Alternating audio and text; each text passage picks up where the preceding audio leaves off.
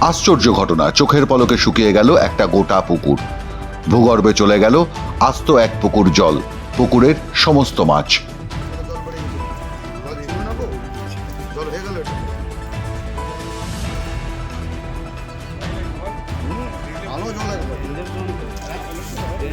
পাণ্ডবেশ্বরের হরিপুর হাটতলায় হইচই।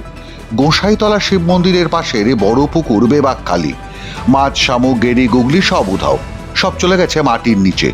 শুক্রবার সকালে উঠে পাড়ার সবাই দেখেন গোটা পুকুর শুকনো খটখটে।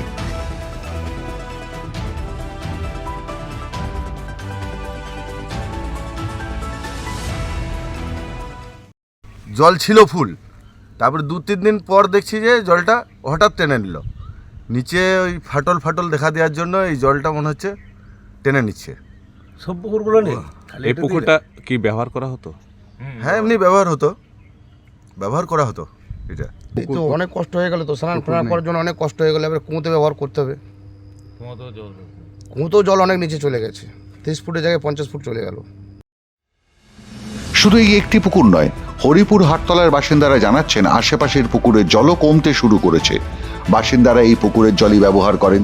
স্নান, জামা কাপড় ধোয়া, বাসন ধোয়া থেকে পাশের শিব মন্দিরে নিত্যকর্ম হতো এই পুকুরের জল দিয়ে। আচমকা এক রাতের মধ্যে গোটা পুকুর জলশূন্য হয়ে যাওয়ায় হতবাক বাসিন্দারা। পুকুরের 100 মিটারের মধ্যে ঘর বাড়ি, জনবসতি। পুকুরের গা ঘেঁষে শিব মন্দির। আশঙ্কা মাটির নিচে কোথাও বড়সড় ফাটল তৈরি হয়েছে, আর সেখান দিয়েই উধাও এক পুকুর জল। এবার কি তলিয়ে যাবে পৈতৃক ভিটে, বসতবাড়ি, মন্দিরও? জলটা শুকিয়ে যাওয়ার কারণ হচ্ছে সাবসাইড হওয়ার, মানে জল শুকালেই তো সাবসাইড হয়। এর জন্য দায়ী কাকে করব?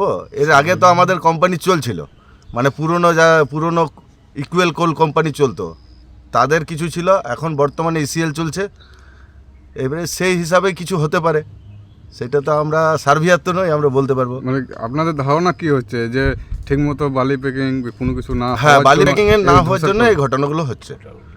বালি প্যাকিং হলে এই ঘটনাগুলো হতো না।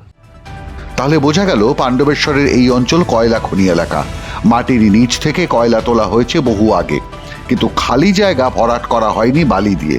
স্থানীয় মানুষ যাকে বলে বালি প্যাকিং।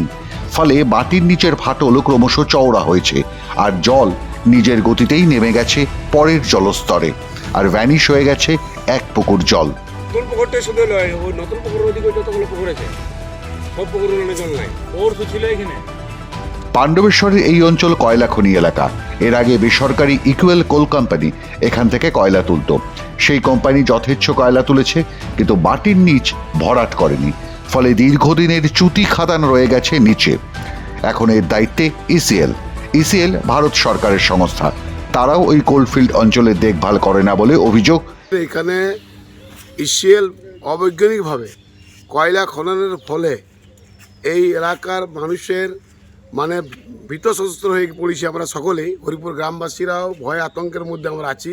আপনারা জানেন যে কিছুদিন আগে এমএসকে স্কুলে ধস নেওয়ার পরে সেখানে কিন্তু ম্যানেজমেন্টকে অনেক কিছু রিকোয়েস্ট করার পর চিড়িচাপড়ে ম্যানেজমেন্টের কোনো কর্ণপাত ইসিএল ম্যানেজমেন্ট করছে না।